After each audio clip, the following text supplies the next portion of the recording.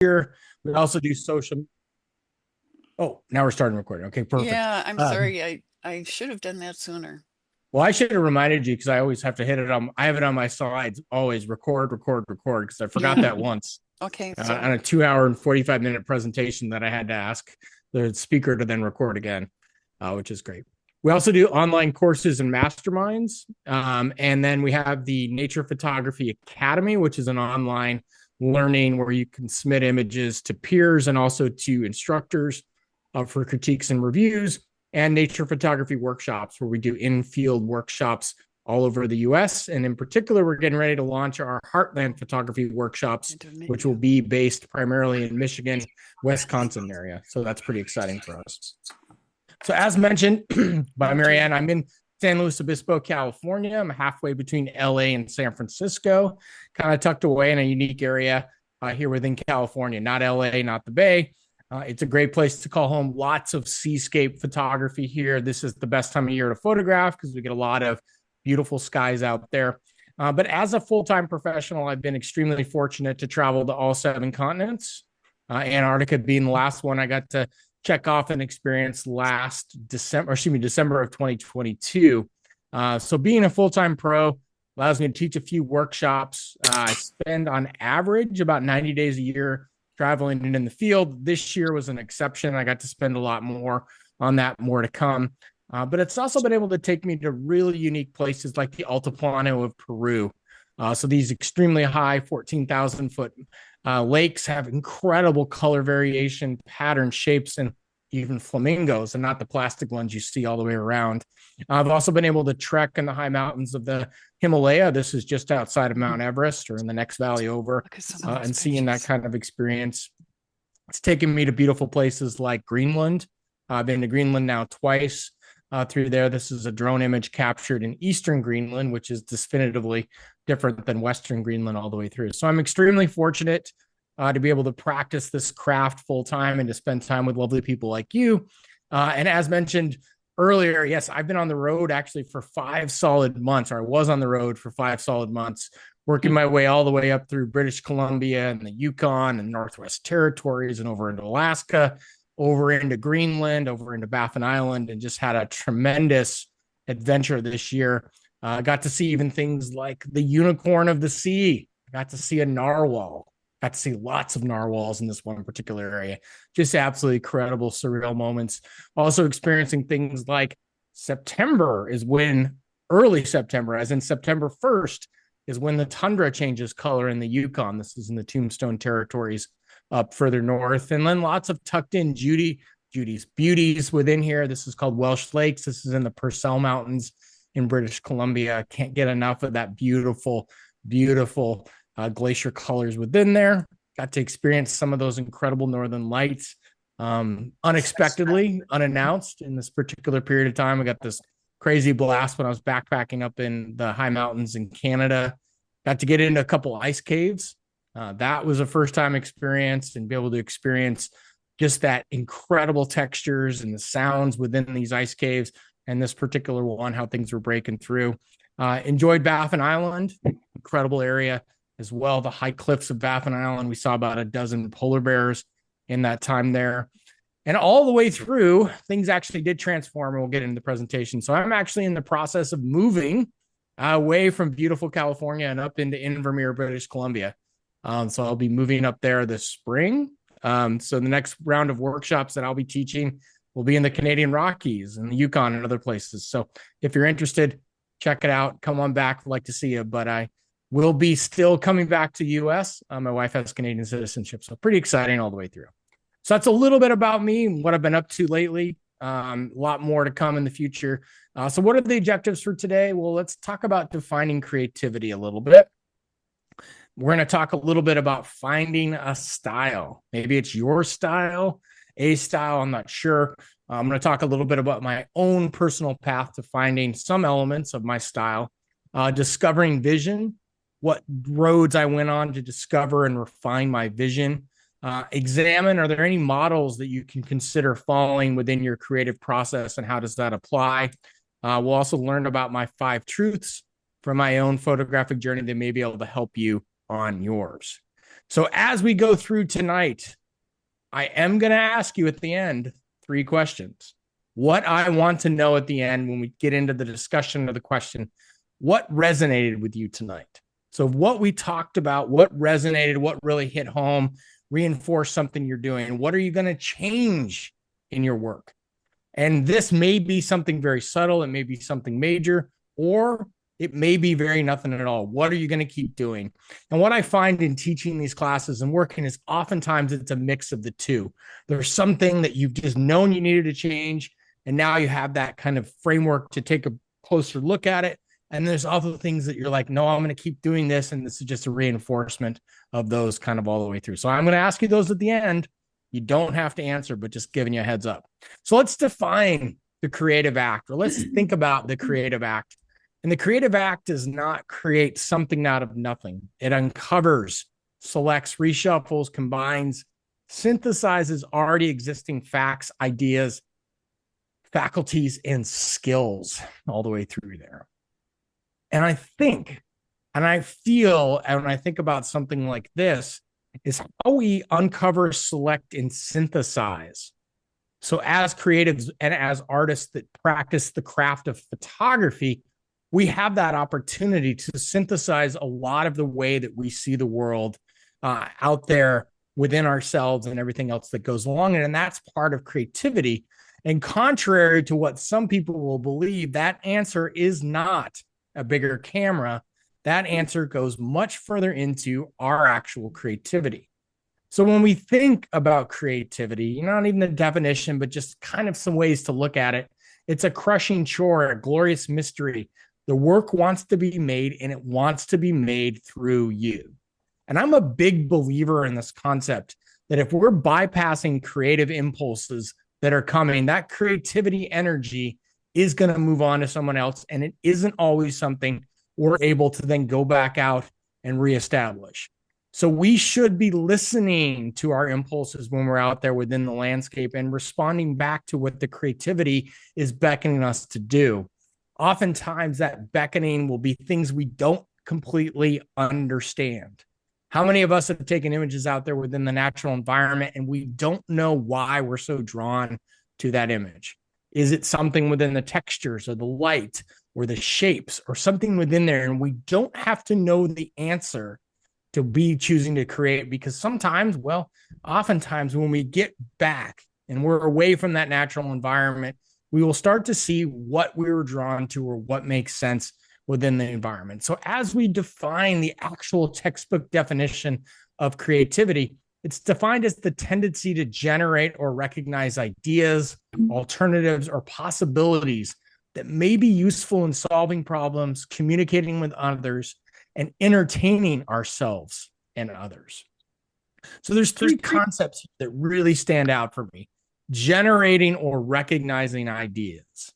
Many of us, most of the time, none of us, all of the time, we're going to be out there within the landscape or within our environment, wherever we're choosing to practice photography, and we're going to be getting ideas generated.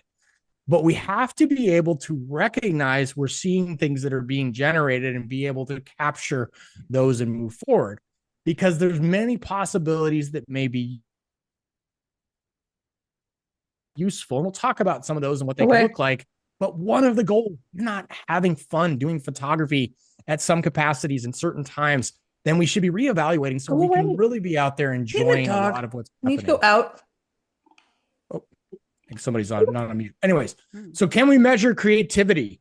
Some people ask this: oh, am I more creative, or I don't feel like I'm that creative, or I'm less creative than so-and-so, or that person seems so much more creative than so-and-so, or any number of things. And the roots of creativity is the Latin word to create or make. And even somebody like Einstein likes to think about creativity as intelligence, having fun. So for me, when we talk about creativity, we're looking at this is called the Guilford model. And all this is doing, when we think about this, is we're measuring fluency, which is the most responses. We're looking at sometimes things like flexibility, the most types of responses. We're looking at things like originality, the most original or unusual responses, and also elaboration, the more detailed or most detailed responses within there. So all of these things are subjective. The other thing about a lot of these ideas around creativity is we're each going to have our own style and our own approach within the landscape. So some of us might be fluent. We're going to go out there and we're going to be shooting until our batteries run out or our memory cards fill up. We're going to come back with tons and tons of images to try to capture what's out there. We're going to have the most level of responses, and we're going to document the highest level of what's out there. And then we'll spend time later refining that into an answer. And is that less or more creative than the flexible person that's going to try all different kinds of different techniques, might come back with a wide variety of different ways of seeing it? No, they're both creative to me. But what about the original person that comes back with the most unusual responses, much less productive per se, but they're going to have something that Anna or Benji or the first two people didn't see. And that doesn't make them more creative or less creative. It makes them creative as a whole. Or the high elaboration, the most detailed responses, the person that's out there taking macro images or capturing a particular scene that we all walked by, they too are creative. So when you say I'm not creative, what that means to me is you need to find how and where your creativity shines and where you come alive within your creative process. I believe everyone out there is creative in terms of how they interact with the natural environments and where they get out. So an example of that, what does that even start to look like? Well, for me, it's experimenting, it's understanding what we're seeing, figuring out what things start to mean to us, what we like or don't like. And in part, we also start to find a model that works for us. So for this example here, these are all sand dune pictures. They're all taken in their different capacities. I'm practicing different levels of how to see the landscape, from the grand scenes to black and white to more intimate, to focused even more on compressive scenes where it's the form and the texture really coming out a lot within there. So if we can practice in the same types of areas repeatedly, this is where we're going to start to be able to see a lot of our growth, a lot of our changes. I think I can leave it. I don't know if somebody wants to mute everybody and then I'll unmute myself.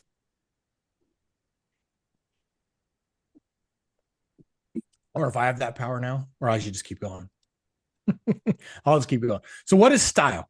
So let's talk about style. So style is a manner of doing something and a distinctive appearance typically determined by the principles according to which something is designed. And if you were to say, define style or what is my style within photography, I don't think many of us would come up with these exact ways of defining it. But I would say that probably a manner of doing something would come to mind for us. But the manner in which we do something isn't defined by maybe these three characteristics when you ask somebody what kind of photographer they're. Oh, I'm a black and white photographer. Oh, I'm a wildlife photographer. And I do intimate landscapes. That's what kind of photographer I am. And this is the type of medium we choose to practice or how we may choose to showcase our work. But this does not define a signature style of how we want to represent ourselves, because each one of these has a variation. Each one of these has a level of interpretation. Each level has a different way of seeing things. And when we think about the different ways of seeing things, let's just look at some of the artistic styles of the past. Expressionism, abstract, cubism, impressionism, minimalism, pop art, realism, and even surrealism all the way through. So these all can have little bits of influence on our own styles in the current, but they do not necessarily need to dictate exactly what type of style we choose to bring out into the landscape or into our work. We can try any one of these variations when we're out there based on how things are responding or how they're connecting or how we're connecting to those environments. And so I'm going to talk about this. What goes into style? What are the ways to think about it? So first and foremost, style is a journey, not a race. And on this journey, we get to try lots of different things. And our style might vary by portfolios or regions, or we can choose a particular style or a particular focus on something like trees in this case, singular trees, showcasing different ways of looking at these trees or different variations of that. And that is a particular part of a style that I'm choosing to showcase in this particular case, but I'm not defined as a tree photographer, nor do I want to be defined as a tree photographer. And that's the only style, the only thing I choose to practice because, and this is where we get into the elements of style. What do we find, what we form, and what we feel?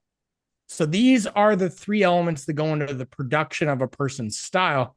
These can be very helpful as we seek to understand with what you find. And I'll give you examples: features, locations, conditions. Those are three things under the what we find. What we form, composition, effects, post-processing makes decisions. What we feel, what are the moods, what are the stories we choose to put into the elements of our personal style within there. So let's talk about what we find. This can be features and locations, but first would be features. And one example of this would be based on textures. Textures can be varying. All of our images can have different types of depth, form, functions within there. So we can have sand is a different type of feature, yet it's a texture compared to a different type of dried mud, compared to a really interesting feature or texture of water or sea foam, also compared to the textures or the shape you would see on this bristlecone pine and how it's grown around and the curves and the functions within there. So all of these are what we find in terms of features. What we form, well, oftentimes that is the location and how we choose to focus. So our location may be seascapes. It may be mountain focused. It may be forest focused. It could even be desert forest. And these are elements of our style, but I want to recount again, this is not our style. These are things that go in to make up the bigger picture of what our style goes through, just like what we form related to conditions. With me and my landscape practices or nature photography practices, one of the most important things to me is lighting. So I'm looking for particular types of lighting when I'm out within the landscape. It could be very, very subtle, but action oriented. I'm waiting in this case for this massive iceberg to crash down off of this, but to have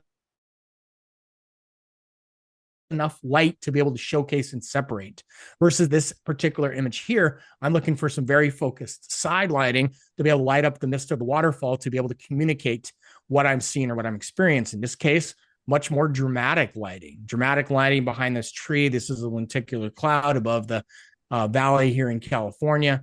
The Owens Valley here in California, or situations as well with some of that more subtle or softer lighting that's lighting things up. So as I'm thinking about what I want to communicate, I'm going to be looking for particular types of things, or in this case, the particular types of lighting. I'm also going to be thinking oftentimes about what I form, which is composition.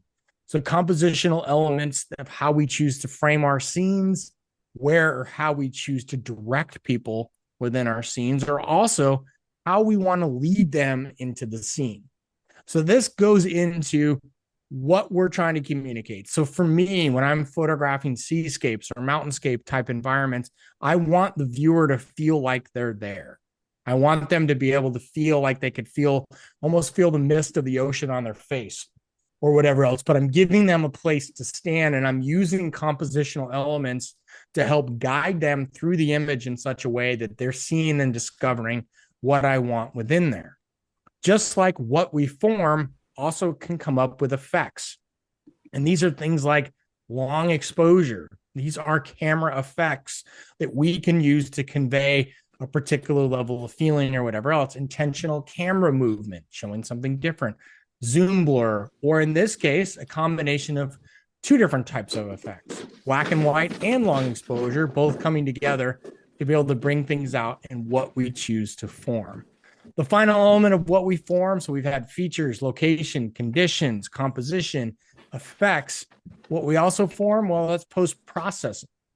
And many people will neglect this as part of their process, but yet sometimes we need that completely to bring about what we're doing. For a star stacked image, a focal length blended image like this one, or a black and white processing image, these are all forming to showcase the subject and showcase the particular story we want to bring forth, which is the next part.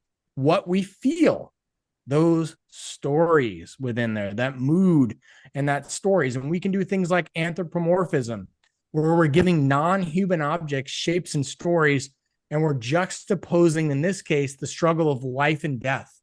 So this regal dead cottonwood tree that still stands out compared to the much brighter and lighter trees behind it. The idea that you can still have legacy, you can still achieve greatness even in death or after your passing. Or we can do things like convey wonder and wonder, the magic of a comet in the night sky, and showing what it would feel like or what it feels like to be in that type of situation. These are all small stories within our photography, just like this one here. We're giving nature an element of movement. I should be unmuted too. These types of movement come through rocks that are actually moving across the mud. Well, they're not moving directly in front of you, but in the period of time before you're out there, at some point in time, those rocks literally move across the playas in Death Valley. And so conveying that level of movement, showing that element of something you would not expect within the natural environment, that's a part of feel, just like the second part, mood. And this is set just as much by color as it can be by shapes and lines and orientations. So this one here, there's a lot of tension in a vertical orientation. There's a lot of activity and action with the leading lines that are taking you down into this element. The red is signifying a lot of energy within this scenic situation versus something like this. Mood here is much more about purity and beauty within here versus maybe the ethereal or the magical in a scene or a situation like that. So as we think about these elements, these go into forming parts of our style and how we're choosing to communicate concepts within the field. But the next part is vision. What is the overall vision for our work and what we choose to do? So vision, well, that's the ability to think about or plan the future with imagination or wisdom. And that is much easier to digest than the concept of style. So when we think about thinking about or planning the future with imagination or wisdom, well, I have a vision. I shared the vision with you when I started tonight to help nature photographers. I don't need to read the rest for you all the way through again, but our focus is how can we bring some of these elements forwards as we adopt and adapt our personal style, which we talked about before, into some elements of a vision, that plan for the future, our imagination, some of that wisdom within there. So what is a personal definition for me of wisdom or vision, excuse me? So for me, vision for a lot of people is when that external environment and internal emotional state are in alignment and working together, enabling expression of our creativity. So we can't be out there in a situation and photographing if we're disingenuous. We can't be out there photographing oftentimes if we're looking to exploit nature and still feel an element of alignment. And the other part of vision, well, when we stop looking at our work and ourselves through the lens of perfection. Yes, I'm a professional photographer, but I can tell you, I mess up as many shots as I get right within there. And the best piece of advice I can give you to become a better photographer is take lots and lots of bad pictures, because each time we learn as we go through that process. So how did I find my vision? Well, what helped me find it? Well, let's talk about this. So 7 years ago, I made the choice to get off of social media completely, 100%, no more Facebook, no more Instagram, all the way going forward. And this isn't have to be your model to follow. This is my model. Feel free to adapt it to any other level you are. But I made this decision based on some personal things for me. Integrity over popularity. I found myself drawn to produce work that was going to be more popular than that which was resonating with me or that represented who I was. I also was about self-confidence and belief in myself and my work over external judgments. I was struggling with this. I was struggling to believe in myself as much as I was looking for validation by my peers, by other people within the environment to be able to bring things forth. I also had my personal uniqueness at times over conformity. I felt like I was not representing what I wanted with my work if I was trying to fit my work within an algorithm or get it to subscribe to any level of the metrics that are tracked within social media. And ultimately, I chose freedom over fear. And this was a personal part of that vision that enabled me to start to take that first step. And that first step was I found myself going back to my work before I went forward. And this is what some of my really early work looked like. And what I saw as I went back through each and every piece of my early work, well, what was I trying to capture in these particular scenes? What was drawing me into that scene?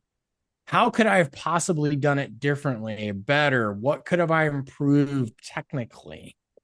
What could I have improved compositionally? What skills did I need to learn?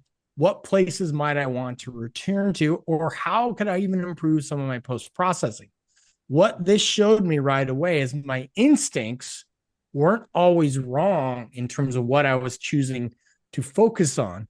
What needed to be done was some elements of refinement and also some elements of experimentation to understand what I really liked. So I tried all kinds of different types of photography. I tried things like time-lapse photography. This is the supermoon setting over Morro Rock.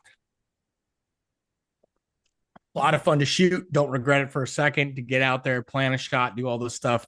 Really cool. I did things like rocket photography. We have rockets here that launch out of Vandenberg Space Force Base. Pretty cool. A lot of fun to watch.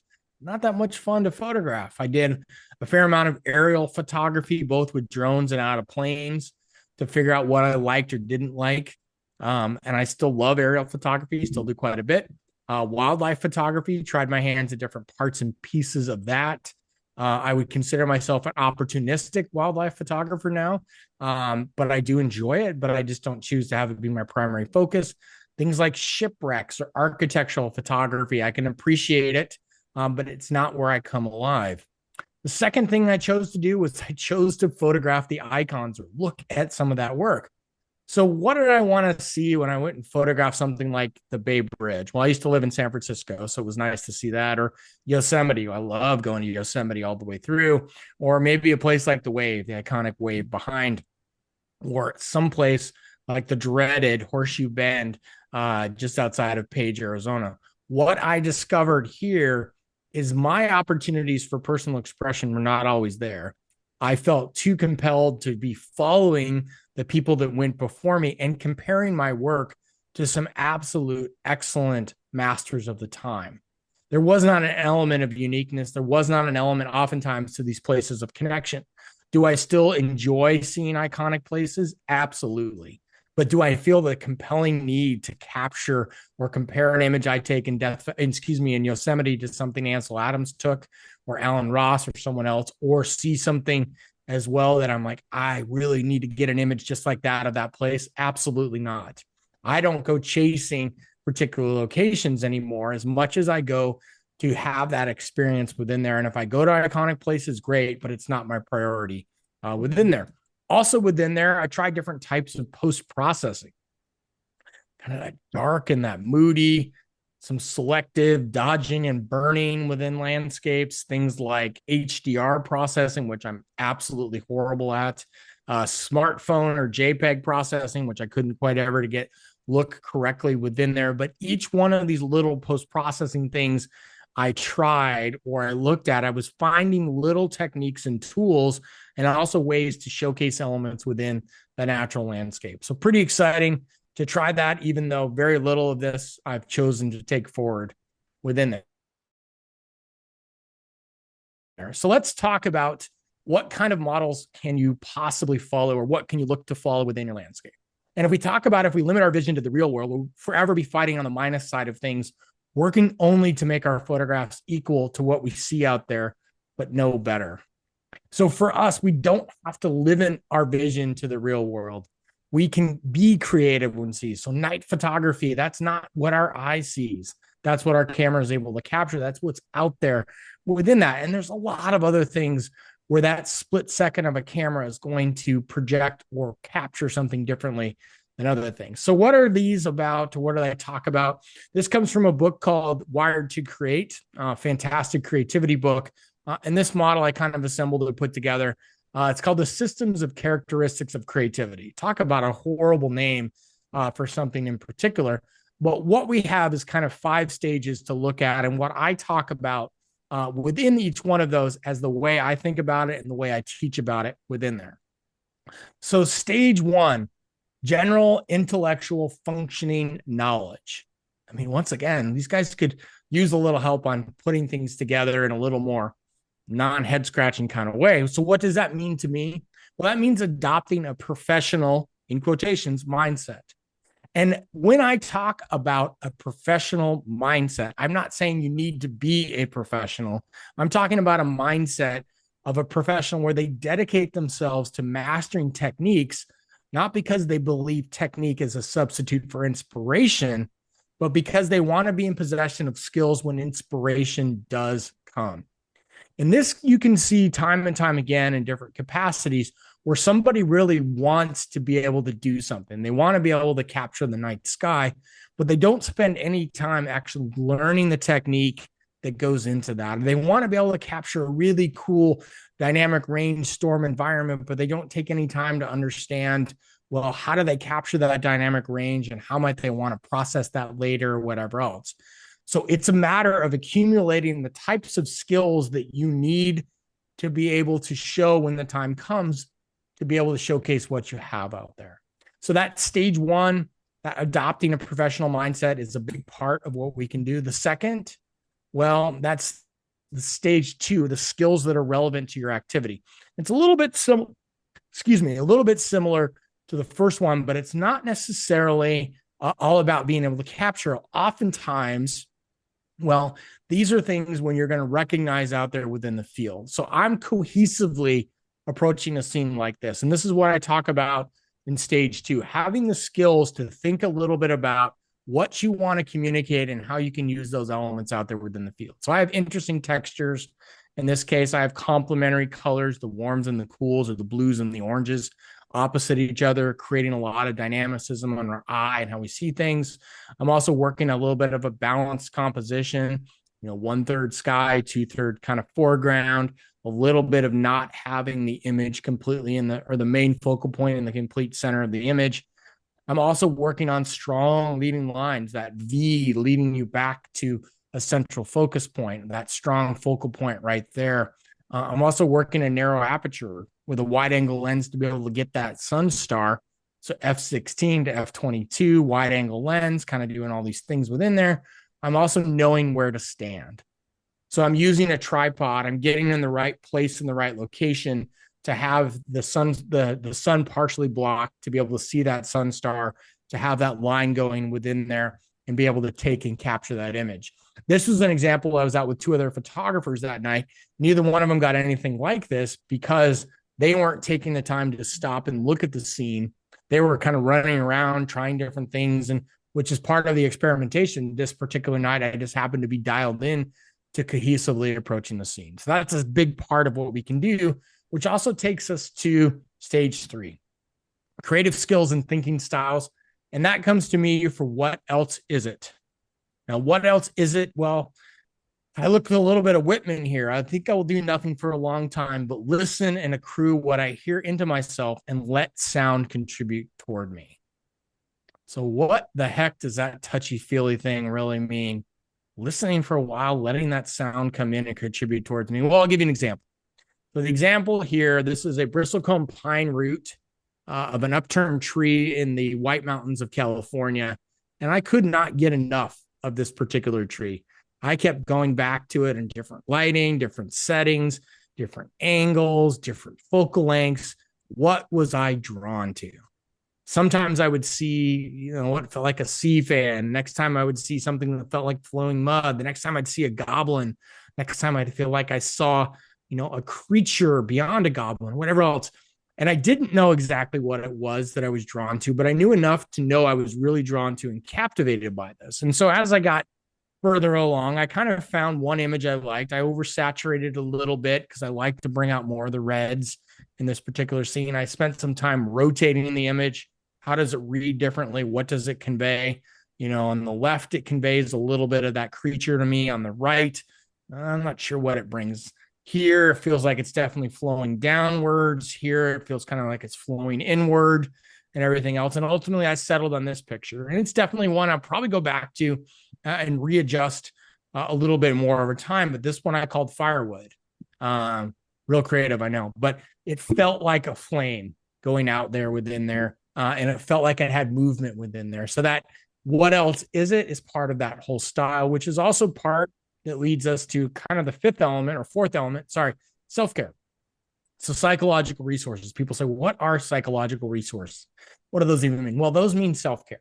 And when I talk about self-care, well, I look back to my own personal childhood. So I had I don't know, like many of us, a childhood that had some bright spots and some dark spots. I came from a family of addiction that didn't teach a lot about self-care and how to take care of yourself. So for me, I chose a different path, luckily. And that path put me in a place where I started meditating. I started journaling. I started reading about my creative process and understanding where I was coming from to kind of calm myself to the point of being able to go out there within the landscape and not be creating from a place of woundedness or disconnectedness, and to be able to see and start within the landscape. So when I talk about seeing and starting, well, oftentimes my tendency is in the grand landscape.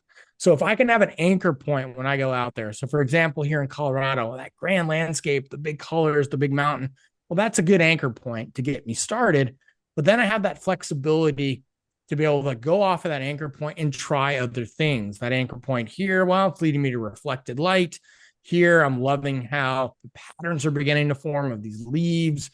This particular case, the lines and how they're working in different ways, or how color is creating more than just obvious beauty. So finding that center point to kind of branch out from has been really, really helpful for me in my process.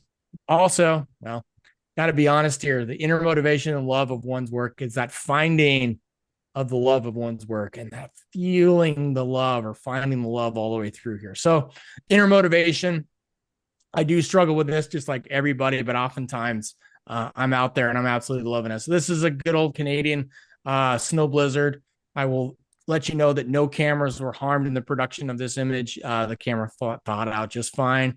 They're all great. So a little bit cold, a whole lot of windy. I couldn't have been happier, more in the moment all the way through. And then a couple of days later, I got one of my favorite images, ice reforming on top of this big, huge ice, and where I'm not like hanging out in the water. It's like the ice is about 6 feet thick. It rained, and then the ice puddle started to reform, leading to this incredible leading line. So finding the love, and sometimes it's not in one particular scene or situation. We have to go somewhere else within the landscape. So some ways to find the love. I'm going to take you through just a couple things from the collective. Then I'm going to go through my 5 ways, my 5 truths that you can use or get more creative starting now. And then we'll definitely jump into questions. We'll be right on time, I think, actually, too. So Wild Places is a series we have starting on Monday on the collective. We have Mark Adamus starting on Monday. So any of you that don't or do know nature and landscape photography, he's definitively the go-to influencer of a lot of people's styles and approaches. Mark's a friend of mine. If you register for this, we're actually giving away one of his books. He's only printed 1,000 copies of his book called The Way Home. So we'd love to see you there. We also have Paul Ziska, the incredible Canadian photographer who does really creative photography, and Murray Livingston, the South African photographer. That's a great opportunity and example of what we teach. You can see it directly on the Nature Photo Collective website, or you can also scan with your phone this QR code or the same QR on the next 2 slides. Second thing, I would invite you to join us for one of our workshops. So this next year, or the first part of the year, I should say, we're doing a lot in the Desert Southwest, Death Valley, which is sold out, but we have another one in February. Hanksville is actually more of Capitol Reef than it is the Hanksville area. We're doing one in Moab. It's really off the grid, which is really exciting to be able to camp in some of these beautiful remote places. And then we're also doing a white sands workshop. So more to come there. Please join the newsletter if you want to be notified of any workshops. I think Marianne can give you a decent testimonial or a good testimonial of her experience with there. A lot of fun.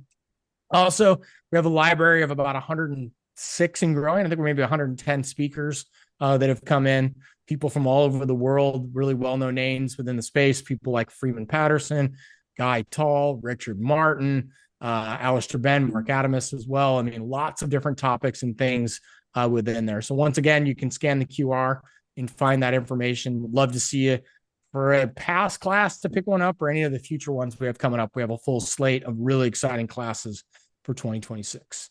So 5 ways to be more creative starting now. And I put the exclamation point, but I'm also going to tell you, you can start tomorrow. You don't have to do it. It's already getting late out there in Wisconsin, but these are things you can probably put in your work starting tomorrow. So one of the things we can do is connect beyond just observing our subjects. So this was a glacial outflow that I unexpectedly stumbled across when I was backpacking in Alaska, and it just absolutely captivated me.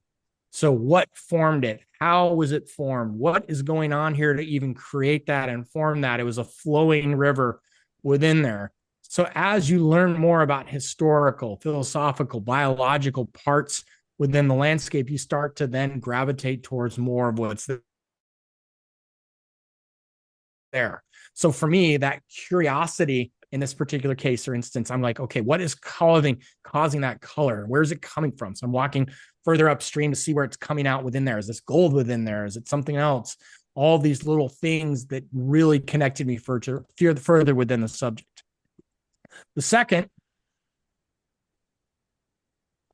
is to be able to answer the question, I need to create this image because blank. And that's to create with intention. So anytime we can be creating with intention, oh my gosh, we're going to have a deeper connection that's going to bring us back. So for me, this is a high ridge in Glacier National Park, 2021. Many, many days of smoke, many days of not being able to get here. Finally, we had a 2-day weather clearing. I got out there walking this ridge and just completely blown away by the scale and the scope of this beautiful, beautiful area. Loving every bit about the textures of the clouds, the shadows, the highlights within the valleys, what's going on there. And I needed to create this image because I needed to be able to bring that back to myself any point in time in the future to feel like I was there. I needed to create this image because I wanted to find that time when the clouds were parting just right to have the light on both those peaks, those top peaks, but yet still have shadow within the valley to help you feel some of that awe and that wonder within that landscape. So depth and dimensionality, not just a flat image all the way through here. The third, well, this is to construct visual inventories. And you can do these oftentimes in the field, or you can take the time before you're processing an image to understand what you have for visual inventory. And what's the value of visual inventory? Well, you can start to determine what the focus is, within the image, what you may want to emphasize or de-emphasize. So clouds, ovals, have some really interesting pancake stacks of different sizes of ice bubbles within there. I got some really cool clouds. I got a center mountain kind of within there. I got some blue light. I got some warm light, got some reflected light, some sky, some ice, horizon line. Oh, maybe I got some trees there too, some cracks within this. And what it does when you do a little bit of a visual inventory on your images is you may notice something that you will notice things that your eye completely skips over or your mind completely looks past because you're fixated on something else or whatever else. But if you can look at something and construct a visual inventory, well, then you can make decisions about what you may want to showcase, what you think the value is in the image.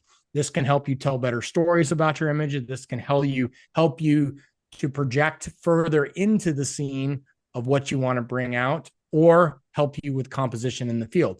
So I was completely overwhelmed out here photographing on the ice, so many cool ice bubbles and cracks, etc. Sun starts coming down or whatever else. Like, what do I want to focus on? Okay, these ovals. I'm really drawn to these ovals. What kind of composition can I work to kind of bring that all the way through? Number 4, investing in yourself in your creative process. I mentioned this earlier. I think The Artist Way was the most influential book that I've read to help me understand my work as a creative, not just as a photographer. I also make sure to spend time on my rituals, coffee, journaling, all kinds of different things to ground me all the way back through. And I also want to use an excuse to take care of myself in terms of self-care. But by investing in myself, I'm also investing in my creative process all the way through. And then the last one, and we'll get to questions, is curate what you already have. So the best exercise I've done in the last few years, I took about 50 of my favorite images and I printed them off, little 5x7s, and I looked at all kinds of groupings of them. So I group them by focal length, I group them by location, I group them by time of day, I would group them by time of year, and start to see patterns, start to see things that I was really gravitating towards, and maybe things that I was avoiding, or things I was really doing too much of, et cetera. And what I discovered pretty quickly was I was doing a lot of wide angle photography. Was not doing very much on the telephoto side to really zoom in and isolate subjects. I discovered I had 0 images at that point in time, or excuse me, I had 1 image of the snow. I grew up in the snow. I grew up in the mountains. I didn't have snowy mountain views within my portfolio, which didn't represent who I was or what I wanted to project. So I started to trade. I started to use more longer focal lengths. I started to plan some trips to be able to be out in the mountain environments with the snow, and kind of started to round out my portfolio in different ways.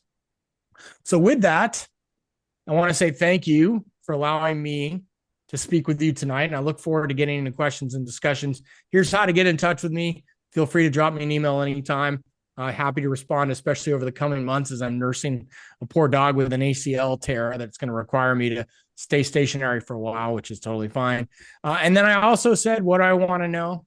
You don't have to answer these questions out loud. But what resonated with you tonight? What are you going to change in your work, if anything? And what are you going to keep on doing? So with that, I say thank you for the opportunity. I'm going to stop my share and kind of go over to the chat, and also I think allow people to speak their minds. So, Well, I invite everybody to unmute themselves if they have a question. The one thing that I found in the chat is that there was a lot of information here, and I think this could have been done. I think I'm echoing. Do you hear that echo? Yes. Okay, I don't know how. Well, anyway, I'm inviting everybody to unmute themselves and ask questions. I know myself, this gave me a whole lot to think about creativity and taking care of myself, and I mean, just I'm blown away. Well, Terry, you've been with us for a while too, so you've already talked on some of these topics over the years. So it's good to hear.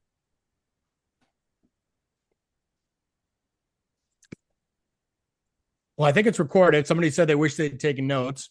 Right. So, okay. So now we're getting into the gist. I like this. Good first question. Do you have any suggestions on taking photos of the ugly part of the environment, the degradation by humans? I would like to compel people to look further into their own impacts on the scenes around them. So this is exactly when I talk about that images of impact, not images that need to be beautiful or, beautiful or contest worthy types of feeling. Those images of impact that are you're choosing to have to communicate a particular theme. So I haven't done a lot of kind of destruction type photography or whatever else. There is a variety of photographers out there that specialize in that. I would say the number one suggestion I could say without a doubt, though, is think about the story that goes along with that particular image that you're choosing to create and how you're going to put a narrative behind that. And so that could be, oftentimes in movies or videos, they talk a lot about, the zoomed out kind of grand landscape, the smaller thing to give some context and whatever else. But oftentimes the story within something like this, the destruction, is going to be some element of how that fits within the natural environment. So you see it a lot of times in things like Nat Geo. They're going to show the cusp of where the normal environment is to where that destructive part kind of starts within there, or they're going to show a human element within that area to give it some scale and also give it some of that realism within there. So if you can do just those couple things, you're going to start kind of on the right direction. So good question.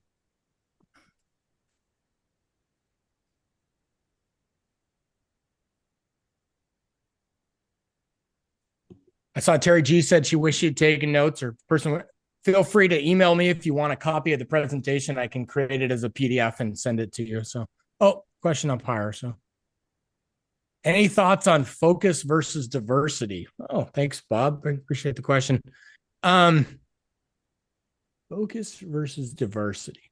So, one of the most impactful things that I'm working on within my photography is how do I segment my work? So I go out for this experience like I just had for 5 months, and I come back with, I would say, a portfolio of 3,500 images on it, quite honestly. But the feeling I have of that 5,000 images is how do I convey or start to segment my work to be able to show or tell the tales of what I experienced, not just beautiful mountain picture after beautiful mountain picture. And what I'm starting to discover on focus versus diversity is, in this particular case, is doing journaling to or short stories to accompany images. So I might be processing through images and start to see kind of a line to go down to talk about a particular topic or something else I want to write about. And then I'm putting images around that particular theme to kind of bring that forward or show that particular type of project. Another thought on just focus versus diversity as well is choosing. Well, I guess say there's a couple of ways. One is in Lightroom, I have a whole bunch of smart folders or smart collections where I know I want to start to build focus around particular images or areas. So stories I want to tell about single trees, or stories I want to tell about community or connection. So if I see images that I've taken that I like, then I put them into those smart folders. And now I'm starting to kind of limit down the focus. On the diversity side, which is a great question, it's a good thing to be able to go out into the landscape where we talk about beginner's mind. And the beginner's mind concept is really to be able to see things from new eyes. And this can go a couple of ways. One of the best exercises I tell people to do is, if you're always photographing in color, we'll set your LCD to Chrome, a long day. Sorry, set it to, I'm blanking on the name of it, but you can set your camera, somebody will have it, but you can set your camera to black and white, and it'll still capture the full color image within there, but you can start to see the preview of the image in black and white, and that's going to really help you to see the landscape quite a bit different as well. So I hope that answered your question. Oh, good. Monochrome. Yes, there's the word. I was thinking Chromalex because that's one of the printers I work with. So, but. Okay, so not a question. I can't hide with the fact I'm not creative. I might suck at composition, but that's a different story. That's right. Well, I don't think you can hide behind the fact you're not creative. Composition is something we're always working on. I mean, I've had people say, "Well, I've already understood composition or whatever else." I can tell you, every time I watch a composition presentation or read something or think about composition, I'm learning something new all the way through. So.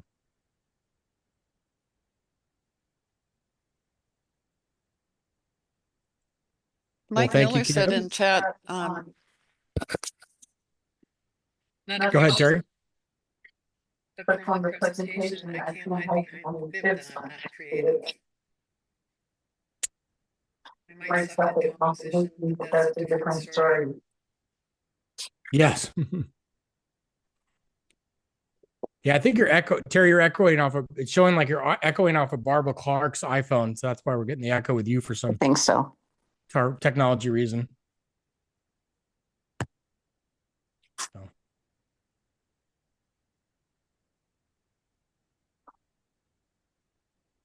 Good. Well, St. Croix Valley. Nice to see you guys. Yeah, I'm glad you're getting some ideas on your photo journey. So always great. Well, if there's not other questions, I might go get going on dinner here in a second. So.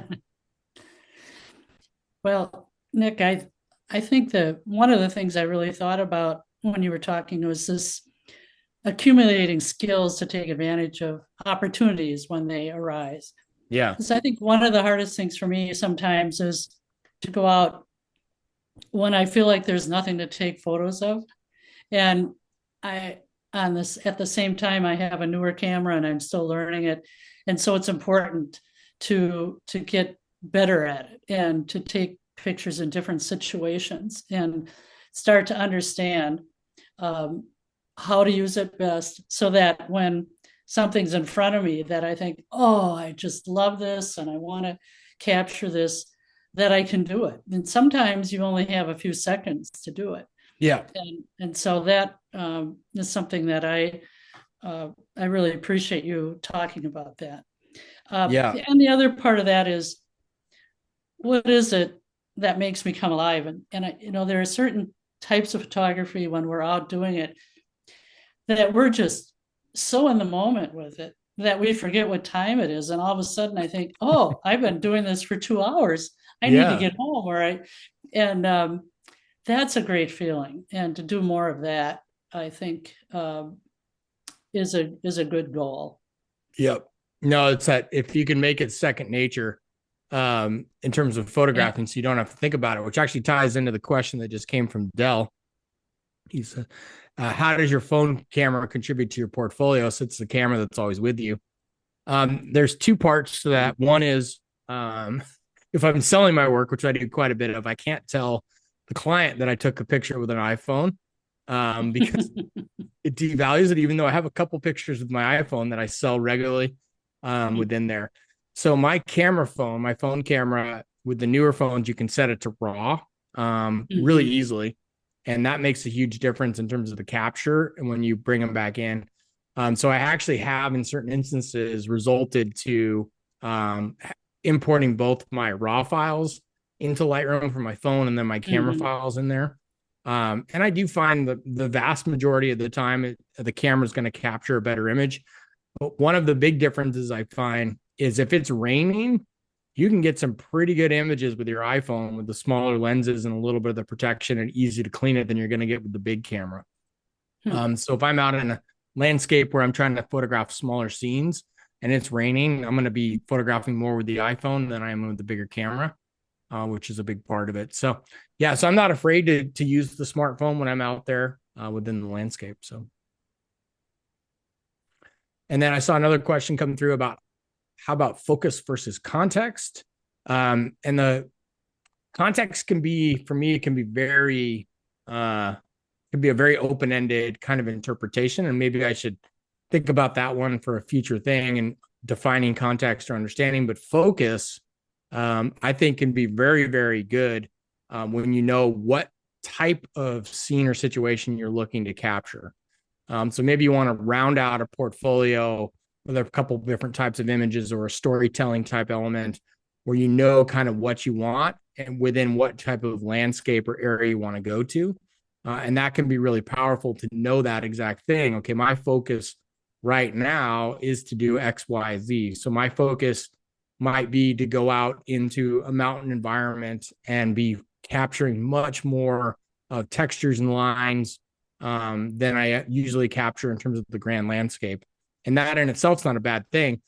The one thing I would say about focus versus context is if you're finding yourself at all ever going to a place to replicate an image that somebody else has taken, it's going to feel very, very hollow. So if you're going to tunnel view to say, I'm going to take the best picture or the same picture Ansel Adams took, that could be a worthy goal, but it's not going to feel as good as if you're at Yosemite and you're responding to the environment and capturing stuff that's unique to you. So don't become too narrow-minded. Don't become too closed-minded, not narrow-minded, closed-minded on what you're doing. I have to think about context. I'll have to come back to that one another day. CB says, do I do any video nature photography? I do a fair amount of video with my drone, actually. I find it a really effective way. Now I just have to get more effective at actually processing all the videos. Maybe that'll be my December trip or my December project. But I do a fair amount with that. And I'm also starting to do more with my phone as well. So, but I don't have a professional setup.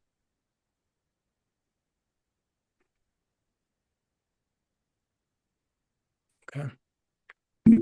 Well, I think I'm going to sign off. If you do have further questions in the future, feel free to email it. And once again, thank you for the opportunity to come out and spend some time with such a lovely crew, and hope to see you, some of you in the future in person or online or somewhere in between. Well, thank you so much, Nick. I think this meant a lot to a lot of people who are here. Yeah. Yeah, it was great. Thank you. All right. Thank you. All right. Well, take care all. See you another time. Yes. Good night, Thank you. Good everybody. dinner. Thank you. Thanks. Bye.